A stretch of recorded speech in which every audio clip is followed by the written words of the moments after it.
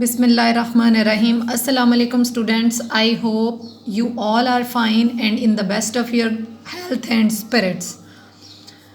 Today our topic is No. It is a poem written by Thomas Hood. Actually, it is a November poem. It means that the whole poem revolves around the single word November, which is given at the bottom of this poem. Actually, here November symbolizes winter season, and in English literature, winter season indicates death or decay. जिस तरह से किसी भी human being की death होती है तो उसकी मूवमेंट, बॉडी मूवमेंट जो है डिफरेंट पार्ट्स की, वो रुक जाती है. इसी तरह ड्यूरिंग द विंटर सीजन हर तरह की मूवमेंट जो है वो रुक जाती है. ह्यूमन एक्टिविटीज़ रुक जाती हैं, सोशल गैदरिंग्स रुक जाती हैं, journey through water, through air जो है वो हर चीज़ जो है वो सीज हो जाती है.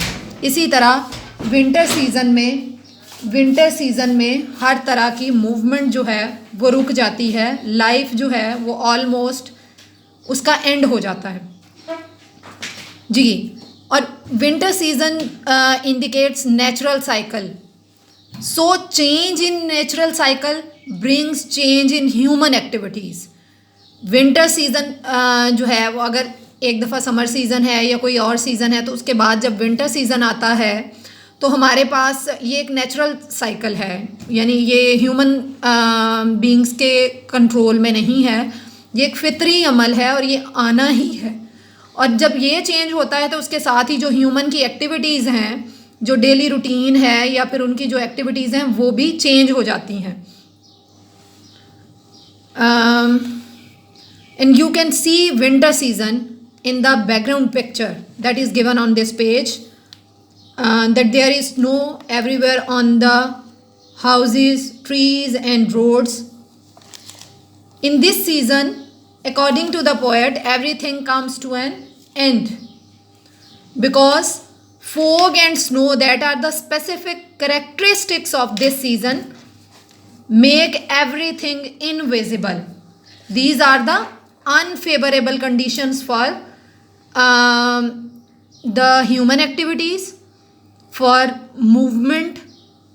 That's why everything becomes invisible and the people prefer to remain at their homes, and in other words you can say they confine themselves inside the four walls of their houses.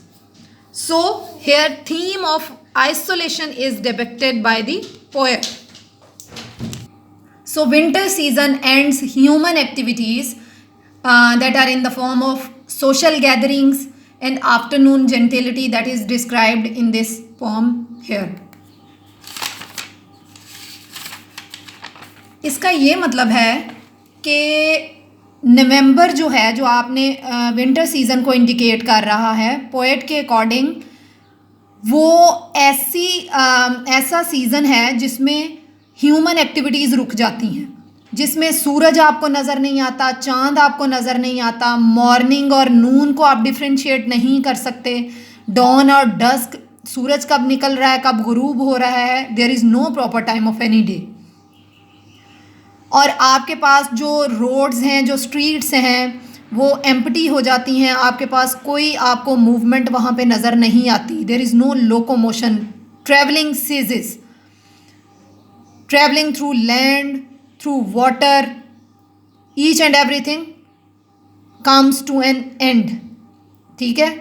Afternoon जेंटिलिटी की यहाँ पे बात हुई है, वो ऐसे ही है कि आपके पास जो लंदन में हाइड पार्क है उसमें एक सर्कुलर रिंग बनाया गया है जहाँ पे एलीट क्लास जो है वो आके जो है वो वहाँ पे वॉक करती है और जो आम लोग हैं उनके साथ मिलती है, and they show जेंटिलिटी there.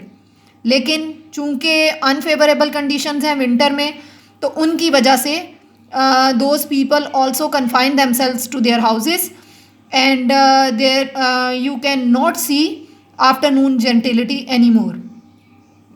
Even the human feelings जो है वो फ्रीज़ हो जाती हैं, उनमें सर्द महरी आ जाती है, सर्द हो जाती हैं। आपकी जो ह्यूमन रिलेशनशिप्स हैं वो इससे बहुत ज़्यादा इफ़ेक्ट होते हैं, जो प्लांट ग्रोथ है वो रुक जाती है। इवन जो आपके पास यहाँ पे स्टीपल्स का जिक्र हुआ है, there is no top to any steeple. Steeple जो है वो हमारे पास एक कोनिकल शेप होती है जो उसके किसी बिल्डिंग के ऊपर है, तो उसको आप कहेंगे कि उसकी टॉप भी हमें नज़र नहीं आ रही होती क्योंकि everything is covered with snow. No shade, no shine, no butterflies, no bees. जो आपके पास एनिमल्स हैं या इंसेक्ट्स हैं या बर्ड्स हैं वो भी आपको नज़र नहीं आएंगे during the winter season, during the November month. No fruits, no flowers, no leaves, no birds. Even plant life जो है वो भी सारी की सारी उसका भी डेथ और डिके हो जाता है। एवरीथिंग जो है वो कवर हो जाती है with the heavy layers of snow. So this is the pome that is written by Thomas Hood, and I have given you an introductory lecture of No poem.